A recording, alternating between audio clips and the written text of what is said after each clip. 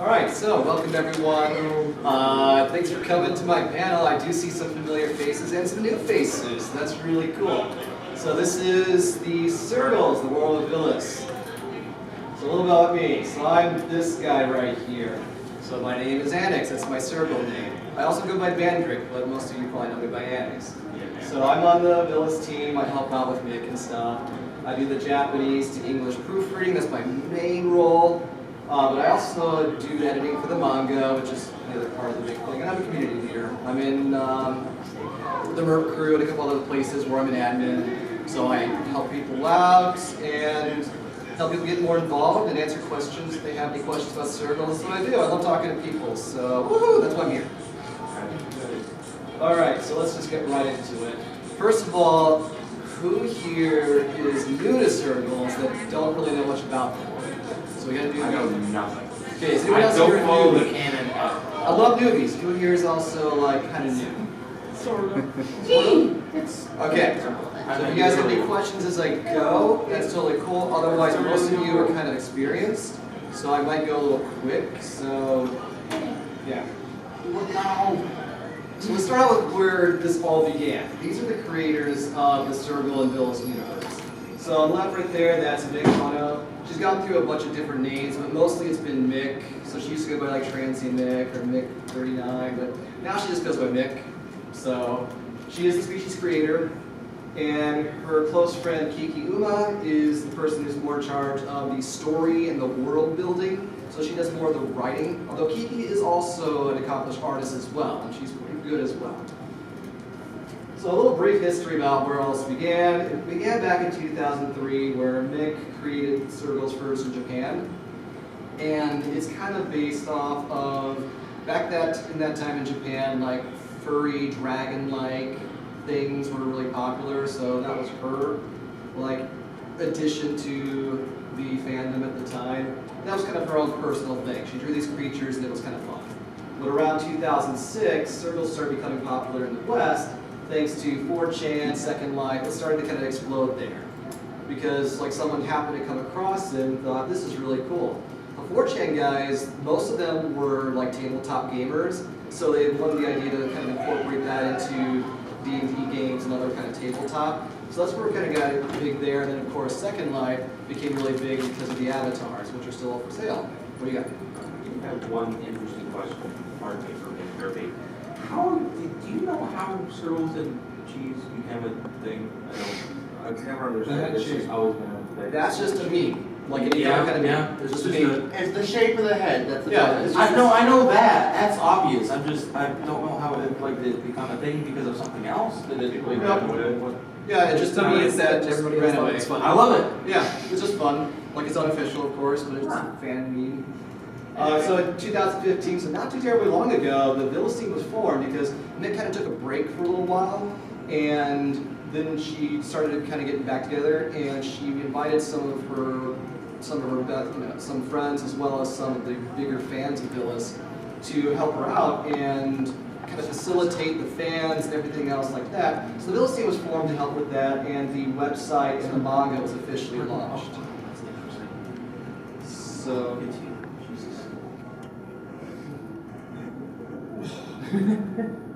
Okay, so let's talk about Sergals themselves. So what is a Sergal? So this is kind of the meat and potatoes here. Well, they are an alien race. They live on a planet known as Planet Tal. They are members of what's called the Eltis race, or say Eltis group or family of peoples. So they're just one of the different peoples in this group of races. They are mammal-like, thus the fur. However, they are not true mammals as they do not have breasts, they do not breastfeed, they do not have milk. So technically they are not mammals, but they are mammalian. They were inspired by a variety of animals such as sharks, rabbits, kangaroos, canines, reptiles, avians, dinosaurs, velociraptors. So there's a little bit of bird, a little bit of mammal, a little bit of reptile. It is a conglomerate, although they are technically not a hybrid species, they are their own thing. So when someone says Sergals are bark sharks, that's not really true because, well, they're inspired by Sergals and sharks. Nabs! And here's a Sergal suitor right here, another Sergal. Oh my god! He is That's a full circle. So that's what a Sergal is in general. I'll get a picture later. So as far as the anatomy, this is a bit of an overview of the anatomy. So anyone that wants one, I do have a handout that has the anatomy chart on it, and a larger resolution version that's full color is available online. And you can see on the back of the handout where you can find that. So those that kind of just came in, just help yourself to hand out at any time during this presentation. So a little bit about them. You can see different views of the heads right here. They do have a very angular shape. And one thing to note, this one right here, this looks kind of like a fighter jet. That is not a coincidence. Mick was heavily inspired by fighter jets, especially the game Ace Combat. So she really wanted that kind of being incorporated. I personally think it looks like an R-Wing from Star Fox. It's coming. But it does, yeah, that's not a coincidence. They are supposed to look kind of like science fiction fighter craft. Ace Combat 7, they put, console gets it 2 weeks before PC. Cool. I'm sure she'll love that if she had time. She's so busy working right now. No. So you can see some of the skeletal structure right here. So the snoot that they have is not full bone, so it is very squishy, kind of like your nose. Oh, yeah? It's got cartilage and whatnot. So they can open their mouths really wide, and that's because most of their diet, they can swallow their food pretty much whole, although they prefer to use knives and forks and cut it up into bite-sized chunks and then swallow them, but they are able to swallow things whole. That's like more primitive Sergals could eat their prey whole, although they do prefer the whole fork and knife thing. So you can see different parts of their body right here. One thing that's kind of unique to them is you can kind of see it right here. This little triangular part of their chest is known as the keel. This is derived from birds. Birds have a big breastbone right here, which all the wing muscles attached to. So Mick really liked that idea and wanted to give it that to them to give them more of a bird-like appearance.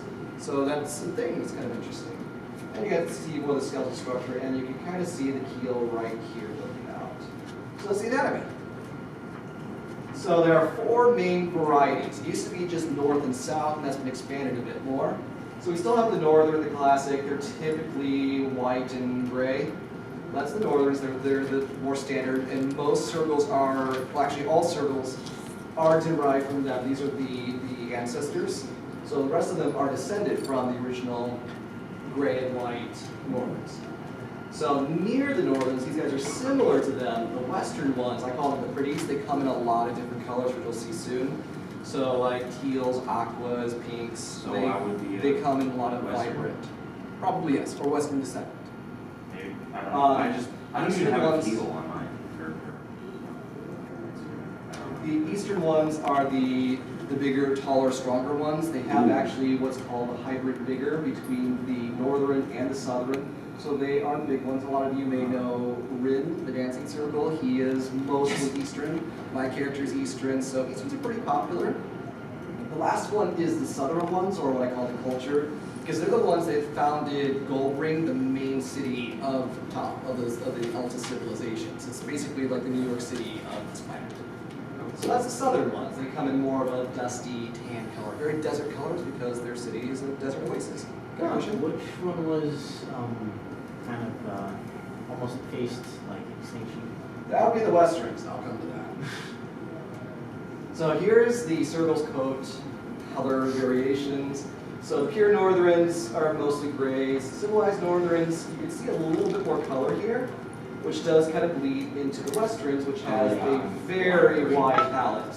So if you want to be a colorful Sergal but still be kind of more canon, this is the way to go. Otherwise, easterns, you have a lot of dark colors, or just very, very dark, like dark green, really dark purple, very dark blue. You can have color, just go angelic dark. However, in some rare cases, they do have some bright yellows. It's very rare, but some of them have that. And the southerns are more of these warm colors, so yellows, kind of reds, salmons, so kind of deserty colors right here.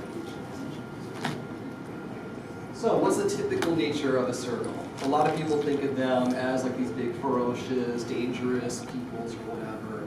Rawr. Yeah, I guess they can do that, but no more than regular people. Sergals are people. It's the biggest thing I want to have everyone take away from it. They are friendly and casual. They're very hardworking people.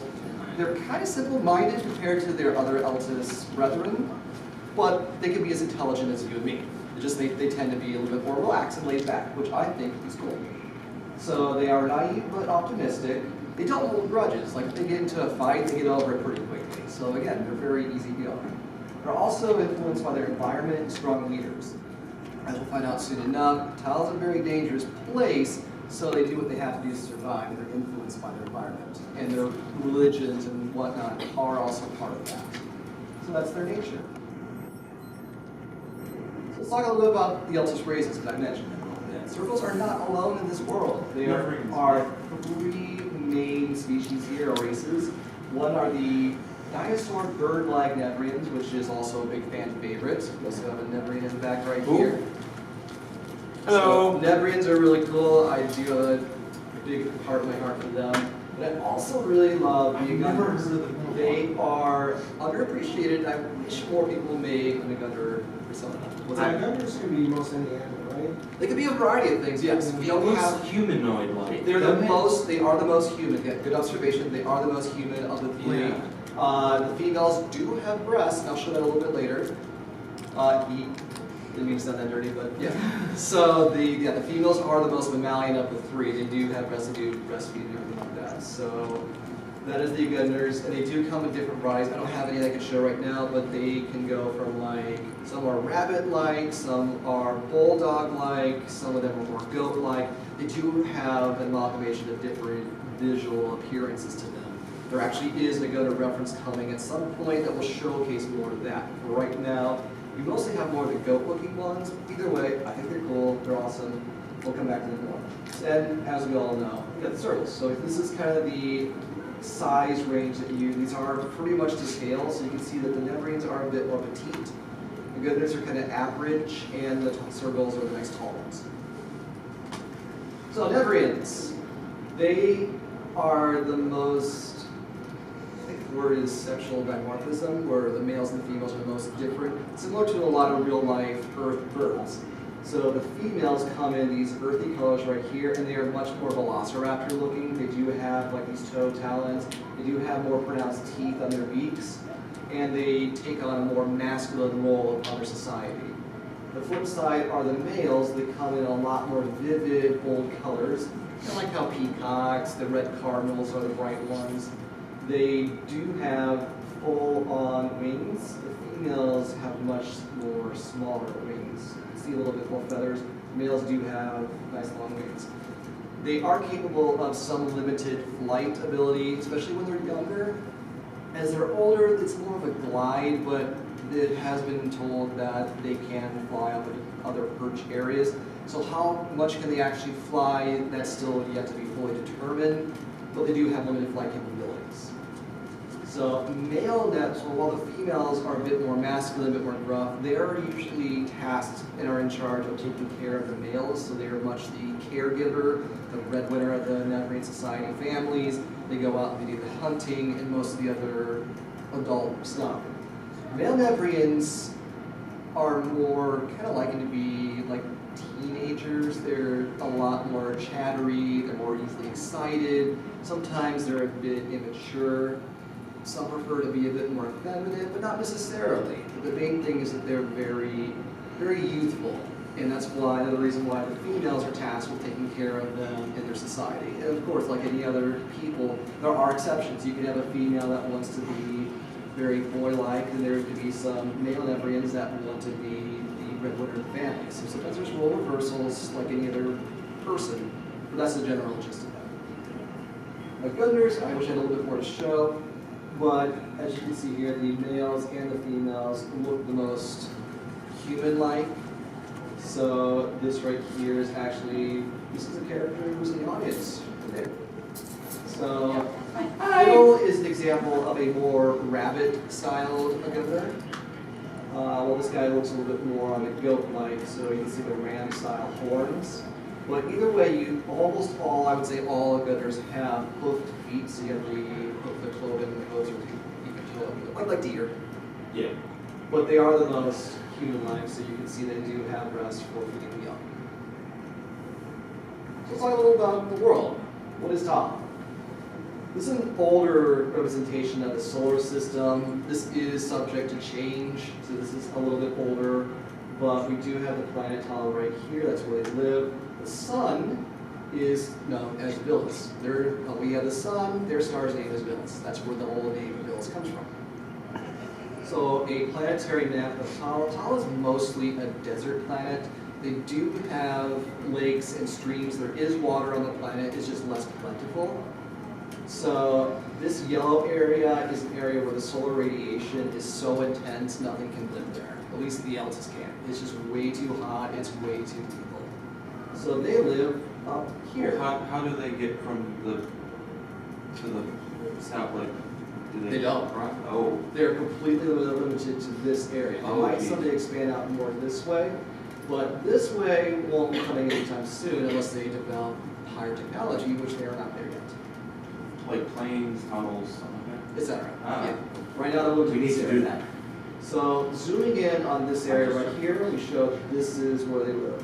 So this is the Altus map. So I'm going to kind of show where everyone lives. Wow, that's cool. The Shigu, or the northern Sergals, live up in this area right here. So this is an image, or a concept image, of modern day Shigu lifestyle. So it's very industrial. You can already see that there is a car right here, there's a motorbike right here, there's like a telephone right here. So they do have some technology in this area. So this is a street marketplace. They're not yet at planes. They have cars. Not yet advanced. Okay. So Riona right here, this is the eastern Sergal, so this is where the dark furred Sergals tend to live. It's an area they've got a lot of trade. They don't have a real capital city. They have several smaller cities and settlements. They're most known for their hunting. They have the most esteemed hunters out of all of them, which is part of their Sergal figure, the strength that they have. They also have the mountains. They are snow-capped, which is a source of water, and they also do a lot of mining. I believe this image right here is a mining operation. I don't know for sure. But yeah, that's this area right here. Now the purple areas are swamps. There is a source of water right there, but the environments are very dangerous when it comes to that stuff. So Gold Ring, the southern Sergals. Gold Ring was actually commemorated as a union between Sergals and Agunders. So old Agunders were very tribal. They had a lot of, they warred and fought against each other quite a lot. Until they met Sergals and saw their happy-go-lucky lifestyle, and they really hit it off very well. Sergals and Agunders get along very well together, and you can have intermixed families, or they'll adopt each other. Wow. So they're very kosher together. They built an entire city on that, which you can kind of see in concept art right here. So this is a little bit older, but you can see slightly different version of Agunders right here. Just actually, yeah, just little bits of everyday life. There's actually a little Sergal fortune teller right here. So all this art is, almost all of this is available online, some way, somewhere. And actually both these images were on the official wiki, which is on the back of the handout sheet. Oh. So this is Gold Ring, the main city, and it's based around this huge lake right here known as Salt Lake Vilous, for colonials. Last one is Nebria. So the Nebrians live in this mountainous area right here. However, there's an area up around here where the Shigu, the northern Sergals, and the Nebrians came together, and they live in this little overlap area. So they live together in peace, a lot of harmony. They have a lot of music. It's a very cultural, rich environment. Everything's can fly. Yeah, limited. Okay. Yeah. Although that might change as Kiki decides the war. Okay. However, unfortunately, that no longer exists because the northern Sergals invaded this area, kind of wiped them out, and so this no longer exists. The Nebrians retreated, the actual Nebrians themselves retreated back to this area and closed the gates. No Sergals, no one's allowed to come in. They're now a closed society. Some Nebrians fled to Gold Ring, but generally this area is now closed to the world. It's very sad. Aww. So let's talk about the wildlife, the Tilixian biomes. Now the planet's name is Tal. So like Mars has Martians, Tal has Tilixians. So that's the wildlife of this planet. So we've got forests and swamps, we've got the open plains, we've got the Salzane, which is a big desert area, which if you go back here, everything has a big desert in the middle, which makes travel very hazardous. Well, not as hazardous as the yellow area.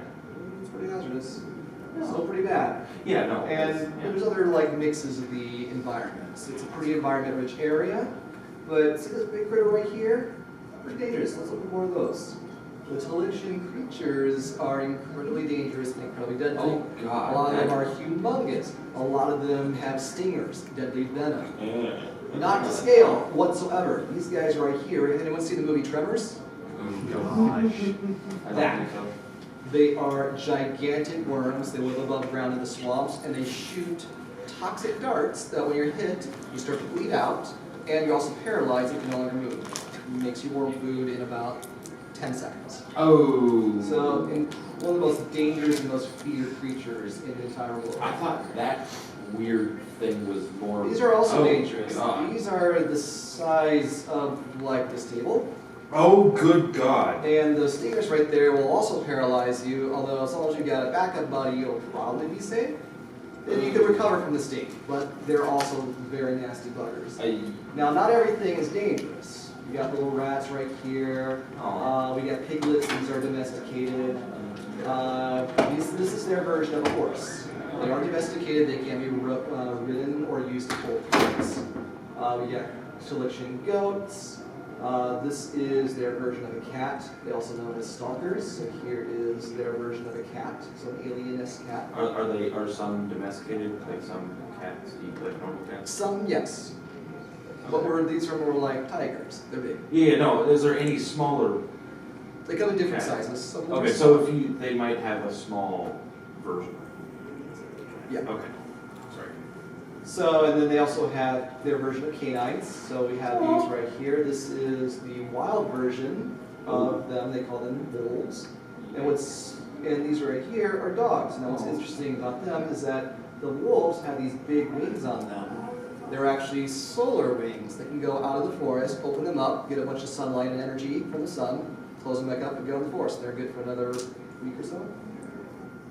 Dogs don't have that. They lost their wings, so instead they have to eat food in order to get the energy to sustain themselves. So these are domesticated, these not so much. And last but not least, over here, these are the hamsters. They're basically about the size of this wedge plush, and they're basically potatoes with legs. They make great pets. So let's talk about the Telixian races. There are humanoids and intelligent life here as well. These are the rooters. They're very enigmatic, very mysterious, and they kind of keep themselves. They're incredibly intelligent. There is contact between the rooters and the Eltis races. The rooters, some of them do live in Gold Ring and act as advisors. But they have a very passive role in Eltis lifestyle and their civilization, society. So if they were asked to step in and help solve something, they take a very neutral stance. Yes. Okay, so they're like problems. Okay. All right. Yes, and they won't always help out. They definitely do not. They never get involved personally. You Yeah, can go to them for yeah. advice, but they are the guy on top of the mountain that will give you some sage advice, and that's it. Yeah, okay. They're known for having like research labs, but that's still very enigmatic. They don't really. Their main role is they take on the role as doctors and advisors. So a lot of them are actual medical doctors. So if a Sergal is injured, they will go to see. They usually just call them doctors. Yeah. They don't call them rooters. They generally just call them doctors, and they will go there to get their medicine and health. Now stalkers are very interesting. So remember these guys, the cats? Some of them prefer to live a wild lifestyle. Some of them prefer to be feral for the basic intent of the term. Some of them prefer to integrate themselves in society. They are very intelligent. And those that really push to be as human as possible, some wear clothing. And those that really adapt themselves to society are given basic human rights. That includes land ownership. They can open up a store. They can be employed. They can have money. They can have things. Most of the perks of being in the society as a citizen, they can earn if they so choose. Those that don't remain feral, and if they attack a person, the rooters will take care of them. So the rooters are kind of the caretakers of the world. A very interesting sci-fi world. which, by the way, has anyone here seen the Studio Ghibli films like Princess Mononoke, Spirited Away. Spirited Away? The biggest one is Nausicaa, The Valley of the Wind. Now, these movies heavily inspired Nick. That's why a lot of this stuff will feel very similar to those movies. If you ever saw any of those movies, very similar. You should. They're fantastic. A lot of Love them, to send me links they're if you can, okay. because I won't remember. Okay. But yeah, these were brought over to the U.S. by Disney. They have great voice acting, great animation, wonderful set of movies. And Nausicaa, The Valley of the Wind is basically Vilous, the anime. It's really good. So we're kind of wrapping up here. So Vilous is a sci-fi world. There are stories about this. There are a cast of characters that go along with this. Currently, there is a manga being produced by Mick. So we produce and release a page every Monday, and we release a Friday page every other Friday.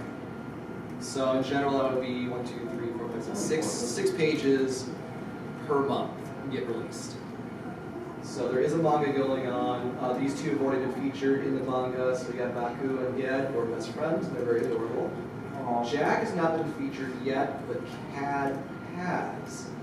Cad is a commander acting upon Rain Sylvans. She's kind of a big deal. She's one of the biggest characters, the most well-known characters of the Vilous franchise. She is known as the Brutal General because during her time in leadership, she's the one that led the army, the Shigu Northern Army, against the Nephrians and caused that huge clash. In fact, they call it the Great War. And there is a manga coming that's going to chronicle that war. And I look forward to it. I'd love to see a Sergal movie. It would be great. Yes. They show Baku and Jed both as like kids so far in the film? Yes, they're shown as kids. Just orange. But yeah, Ged grows up to look like this awesome guy right here. So, oh yeah, people ask about technology, so let's talk about technology for a second. It depends. Vilous takes place across a timeline. There's different stories in different parts of the timeline. But in the more modern era, after the Great War is done and some of the technological advancements gets dispersed amongst society, we have things like wireless fax machines. You have vehicles, like here's a little go-kart going around towns. They also have buses, vans, trucks, pickup trucks. They do develop firearms, although it's not really, it's not as big in their society. Since this is a very Japanese product, in Japan, guns are not very prevalent. Some of them use them to hunt, which is a point. Mick, the creator, does have a rifle, and she does hunt deer as a source of food. She does live out in the woods, and she likes to go hunting for deer to feed herself. And there's a TV show that followed her around hunting deer, and she showed like preparing deer steaks. And so yeah, she's a really interesting person. So she opened up it was a closed species? No, it's always been open. Oh, Yeah, once it got popular, yeah, she's totally cool with anyone. Yeah, it's a general open policy. We do have a terms of service on the website, but basically it says if you want to make a Sergal character, go for it. If you want to make a Sergal character that's like a little off of the official canon, Yeah. that's totally cool too. Yeah, because Like, mine doesn't have the breastplate, mine's more human-like. that's totally fine. Okay. This is the official stuff. It's like Yeah. I liken it to Harry Potter or Star Wars, where Yeah. someone can have a character that's like, here's my character, he's a Jedi, or here's my character, he's a wizard that goes to Hogwarts. Well, someone said, here's my character goes to Hogwarts and fights with electric guitar. That's a little outside of what you would normally see in Harry Potter, so it's a little off. We're the same way. So if you want your character to be a little off of that, that's totally cool. But it's up to you. But yeah, they have firearms. They're a bit more clunky. They're very like anime style, and they're not really a big focus on those, but they do have them. So here's how to learn more. There is the wiki. It's huge. There's like 120 pages on there. It's still growing all the time. As Kiki comes up with more lore, it is being published on there, and so you can read more. Like recently they posted more about dogs and wolves and how they interact with each other, and their anatomy and everything like that. So that is still coming out. It is a growing world. It's still under construction. There is the manga that I mentioned that is completely free on the website. All of it is currently free to watch and read. Watch. Even, yeah, we can watch it. And there is actually, they also have a Patreon, which the links are on the hand out. So for at a minimum of $5 a month, you can actually see the full resolution of the manga. Like the actual image that I'm working on when I publish it, the full version's posted on there. So it doesn't get any higher than that.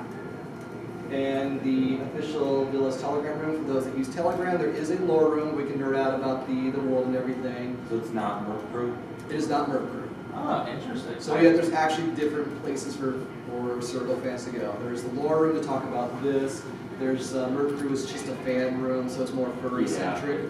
And there's even there's a bunch of other little splinter groups. There's one called Sergal Chat, which is anyone can join that one, whether you're a Sergal or not. So there's a lot of places to get involved in this. You can talk to us Vilous staff. So if you have any questions, I love taking questions or talking about it. You want to show me an idea for your character or your story. I don't care whether you want to make it more canon or you want to do your own thing. Like I know some people that do a very cyberpunk version of Sergal, and that's totally cool. It's whatever you want to enjoy and take your imagination and go wild with it. And that's what we're all about. One last question, because I don't think I have any more. How, because some Sergals, I imagine, do wear glasses like any other species. How do they stay on their, because obviously they can't really it's not your standard glasses like No. for me. How do they stay on their suits? I don't think I've seen any official visions or imagery of a Sergal with glasses, but my personal opinion, and this I'll just go as a fan. As a fan, my personal theory is that, have you ever seen a pince nez? It's a type of glasses that sits only on the bridge of the nose and it uses pressure to stay on. I think so, yeah, that's what I'm thinking. That's basically, that's how it will work. Like you're a Sergal with the glasses, that would be held on by a spring or some kind of pressure to keep it going. I was thinking Would goggles work too? Yeah, goggles, same thing. They could go around the ears and the back. Along the same lines there, do you ever think about how they drink? How they what? How do you drink from a cup? Well, they could tip their head back and just kind of let it pour in down their tongue. Or a lot of them do use straws. There's actually a lot of actual official art of them drinking out of a straw. So straws work. Otherwise, you just kind of pour it back and let it slide When in. you see fursuiters with like beers and stuff, it's not more than That's basically how I imagine That's it. how I imagine it. So, because they do have lips, but they don't have quite the same dexterity like we have. It's more dog-like. So, if you can imagine a dog drinking, sort of will probably be. So, that's basically for the presentation. Are there any other questions? Is there cheese in the world? That's actually debated. They do have some I'm just function. Okay, this is going to sound kind of gross, but has anyone seen the recent Star Wars movie? Not Solo, but the episode. Oh, where he's the milking the green milk. Yeah, where Skywalker milks the alien creature. Yeah. And they have similar creatures, not in the same vision, but they have a selection of milk creatures that they can get a milk-like substance from. And it is rumored, although not confirmed, it is rumored that they can be made into cheese. So did you hear the end of it? So and cheese historically was a way to make food preservation. So cheese, while it's like funny, haha, Sergals like this, there actually is a real reason to make cheese. So will they make cheese? Perhaps. They do have refrigerators nowadays, but back in the day, they did have to find ways to preserve food, drying it or whatever else. I would just assume that's argument would be like they're in a desert. Right. So Well, not it's all like, of them. Well, not all of them, but still, so primarily that food preservation is so kind of deal. Come on in. We're still talking about Sergals. We're in the question and answer part, but still stick around. We're going to be taking pictures. Sergals interests. All right, so sorry about that. What was the So I'm question? saying, like, since a lot of it's like desert, you have to preserve food over distances. Right. Cheese. Then you could like just preserve it. Yes. So cheese, jerkies, they do have different kind of fruits, seeds. So yeah, in the desert, water is definitely a tricky thing. They did have like carriages and horses. Even in the manga, back in the older times, it starts out at like year 20 and year 100 is where we're currently at in modern time. They did have horses and carts, so they were able to traverse those areas across roads. Before that even, when they were still just going across the desert, they had to pack it away just like anyone traveling the desert. But they're also, like you saw, there's a lot of different biomes. You have the jungles, you have the mountains. But yeah, the forests are by far the most dangerous places because of all the ocean fauna. And the flora. The plants and the animals there are actually very similar to each other. The line between plant and animal in that world is very blurred. So you will see plants that can move and get up and go about and settle back down again. There are a lot of carnivorous plants, which you will see when you read manga. Very dangerous place, scary. Sounds funny. What else has questions? What about bacteria and stuff like that? Ooh, that's a good question. I do believe that they haven't really touched on that a whole lot. There definitely is bacteria, there definitely is like illnesses. So that's part of where the doctors come into place. Any mutagenic viruses that are as big as the plants or stuff as well? Let me go with no. But there are probably some amoeba like creatures. It is a very alien world, but I cannot give you a definitive answer. Good question though. A lot of these questions are asked in the lore room where like Nick and Kiki themselves, I mean, they're artists like many of people here, so they'll be like, we're not biologists, so... And so the fans are kind of left amongst ourselves to speculate and have fun with it. It is a sci-fi world for us to have fun with. Oh, that's Yeah. So it's like it's a whole world. A lot of people do make their own fan theories, their own fan worlds, and as the term is, headcanon. Going back to Star Wars, there was the Star Wars expanded universe where authors could kind of write their own flavor of the Star Wars universe and kind of make their own alien species, their own sort of rules and how things work. Same thing with Vilous. If you want to make your own story and have a little bit of your own flavor to it, that's cool. It's just your own headcanon version of the world. Oh, well, now you're talking about aquifers and stuff in the desert. Do they dig those out and such as well? That's a little, I believe so, yes. That's not really talked about a whole lot. In modern times, they do have desalination plants because the lake water is very much like the Dead Sea, so very high salt content. So they do have desalination plants, but what did they do before that? I'm not fully sure. There are some freshwater streams, so they would have to do some filtering there. But as far as aquifers, I would imagine so. I would imagine. But I have no confidence. Yeah, I was wondering because if it was like the Sahara, I'm not sure that would make much difference because there ain't really any water in the interior like that. Sahara? It's the Sahara Desert. Oh, Sahara, yes. Yeah, I imagine it would work very similar to that. All right, any other questions? All right, before we break, if anyone has any other questions, start thinking of it. Otherwise, at this point, we're going to take some fun pictures with the Sergals suitors. I have my own suit that we slip into the full head and everything. So we can hang out here. Is anyone at the time? 4:43. Okay, we're probably going to migrate out into the courtyard if it's not raining and kind of take some pictures out there because it's nice and sunny and bright. And we're going to lose this room soon. Actually, schedule. What's the... There's like It's till 5, right? Still got till 5, yeah. Yeah, there's about half hour between this and the next. Yeah, we can hang out in here for a while. Like there might be another group coming in to set up, and we can chill here for a little bit because this is also meant to be a meet and greet and hang out. So if everyone just wants to kind of look towards the center and hang out, Sorry, yeah. I just want to say, there's a Vilous fan wiki for anyone who does want to like make Yes. a character or has a character and they want to write down their story. And so it's totally for fans to showcase their character, art, stories, anything like that.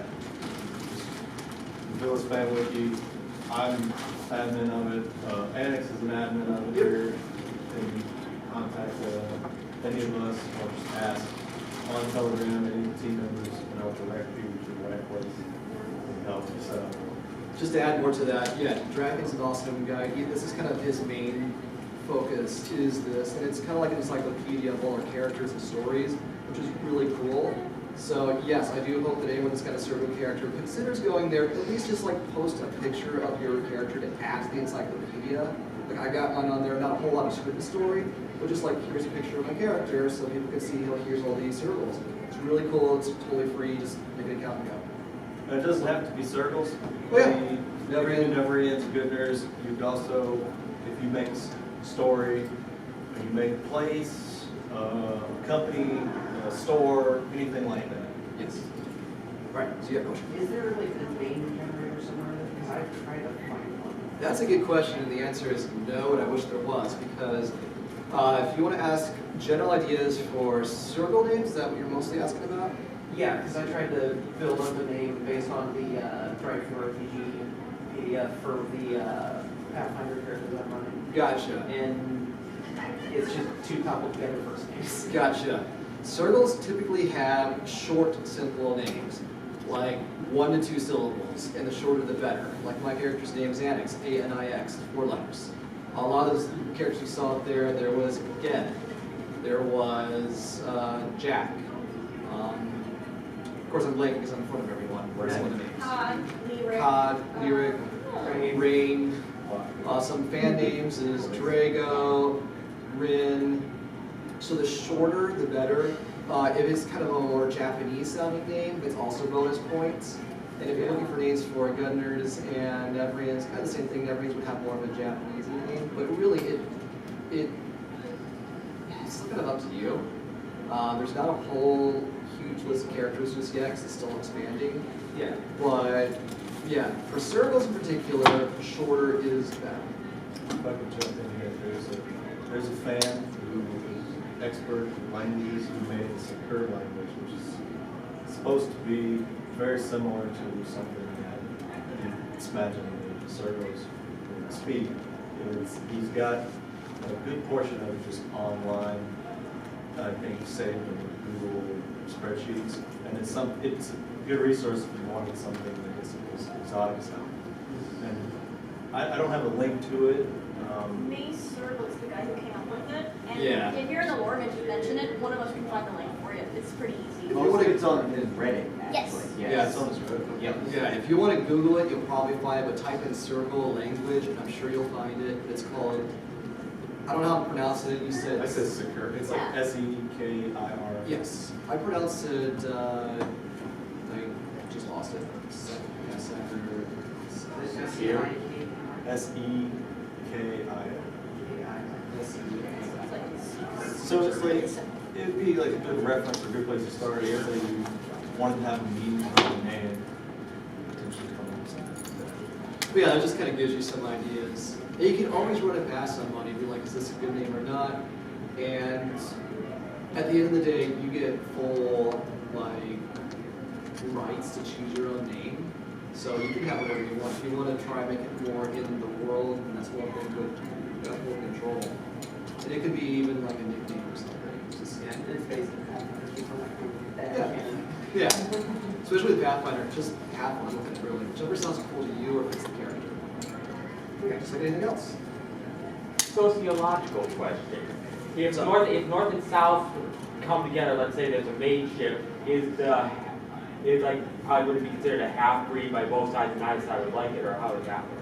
North Circles or South Circles? So your question is, what happens if they breed together? Yeah. You have the eastern circles. That happened. So the eastern ones that were the dark fur, that are kind of a bit taller and bigger, that would be that's the result. Now, So they form their own society. I mean, it's just a people. So if you have like a hybrid between the two, that's their appearance.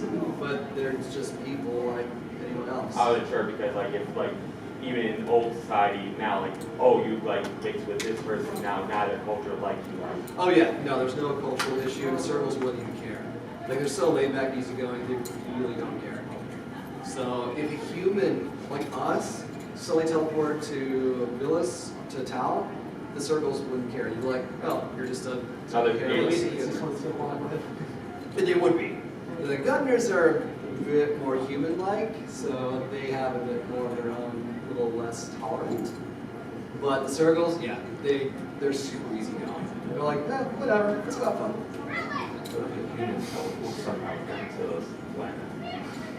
How would they fare? Like, you would get sunburned very, very quickly because the sun there is incredibly hot and intense. That's why all the Eltis have some kind of covering on their skin, the fur feathers. So, The blue star? what's that? Blue star? IUV? It's not blue, but yeah, it's pretty high radiation. because I do astronomy, so, like, sun size versus gravity and all that as well. Couldn't answer this question, although the gravity is said to be, the planet is bigger than Earth, but it has just a little bit more gravity than ours. So the density of the planet is probably a little bit less, but I can't really answer any planetary facts because I'm not an astrologist. Astronomer, not astrology. Exactly. Okay, you had a question though. Yeah, kind of part of a person will get in, get clothing. I guess that would be okay. Yeah, the circles would be just fine with that. They would be very accepting of it. I mean, typically. I mean, it depends on the person to person. They're still people, so some may be more tolerant than others. But Will they be able to generally, understand each other though? Do any circles speak English? they do have a couple different languages, but there is a common language that they all speak. So the northern circles and the southern circles do have a common tongue that they can speak in. Interesting fact: the most primitive of northern circles that live out in the tribes. People wonder what kind of sounds do circles make, like natively, like animalistic sounds. Like as humans, like we'll make grunt sounds or yell at each other and stuff. So what kind of caveman sounds would a circle make? The vocalizations of a circle kind of come from a few different animals that they're derived from, but they include dog-like sounds, cat-like sounds, deer-like sounds, a lot of fox sounds. So a lot of like yipping, yapping, kind of make a high-pitched shriek, like a yeah kind of sound. I can't really do it. Like that. Just to clarify, people have heard the term merp. That is a fan term. It's just a running joke. There was a little bit of play on maybe making it official, but for right now, the official answer is that's just something fans made up, just like the cheese whiz joke. So it's not official, really. But that's just, basically it's like the call sign of merp. So, yep. So it's just a fan thing. But yeah, like actual primitive circles, they make like fox yipping sounds. The babies can make a mewing cat kitten sound. They make deer sounds, etc. But they're people, they talk. Most of them that are civilized will talk. Do they talk English? We go no. Oh. So their written language in the manga is generally Japanese, just because it is a Japanese manga. But officially those are like placeholders, so if it was in the real world, they would have their own script, their own language. Okay, any other questions? No other questions? Any others? Okay, if you ever think of any other ones, you get a pen. I don't think I wrote it down the handout, but my Telegram name is Bandrick. So it's Bandrik. It's some little badge right here. So I'm then on Telegram, Twitter, everything, FA. So if you ever want to contact me for questions, or if you want to get an entrance to the lore room, or even Merc Crew, if you have a Sergal, I'm the gatekeeper to many things, they can point in the right direction for things that I'm not. There's a QR code on the handout. It didn't print correctly, so it will not work. So if you need an entry to the lore room, that QR code unfortunately does not work. You'll have to ask me for an invite link, which I will be happy to give. I got a question. So, How'd you come up with the name Annex for your circle? that's a good question. I actually came up with it because I was a fox furry at the time, and I wanted to have a different persona, and I felt like it just kind of hit me like instantly. It just kind of came to me. But I thought I liked it because I am annexing a new persona. I'm like, I like this. I'm keeping this. And of course, I couldn't spell it A-N-N-E-X. Is that how you spell it? Yeah. So I had to spell funny to be different, and it's A-N-I-X, which when I Googled it, apparently it's the name of a punk rock metal band, which I was okay with. So I was like, I'm keeping this. So I'm Annex Circle. That's how it happened. What's that? It came to levels. It did. Oh, it did, yeah, the rabbit hole runs deep. So like everything, there's always a backstory. You were not a fox. I kind of got the idea for cheese because one of my friends drew a Sergal character. His name was Slice. so it's like, so it kind of got me thinking about Sergals at the time, and so I ended up Nothing wrong with taking thinking, paint okay, I after picked a state. Sergal, I know what colors and stuff, I know what it's gonna roughly look like, I need to figure out a name. Jesus, it could be Slice, so. It works. So I don't have an annex head yet. I've got one coming. Meantime, I picked this up. So the ears are facing the wrong way. So I'm saying it is a Sergal hybrid because it's all spotty.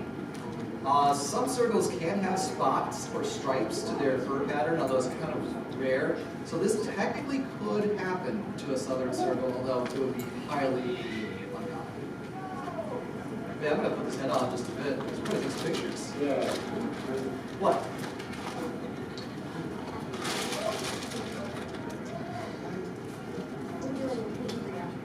Right. So, any other questions? Can I What? hold the cheese? We can throw it around. It's mostly for props for the pictures, though. All right, there. What's that sound? Hotel? It's probably one of the words. Oh, yeah, the birds are Does it outside. sound like something I would hear in like a dark cave?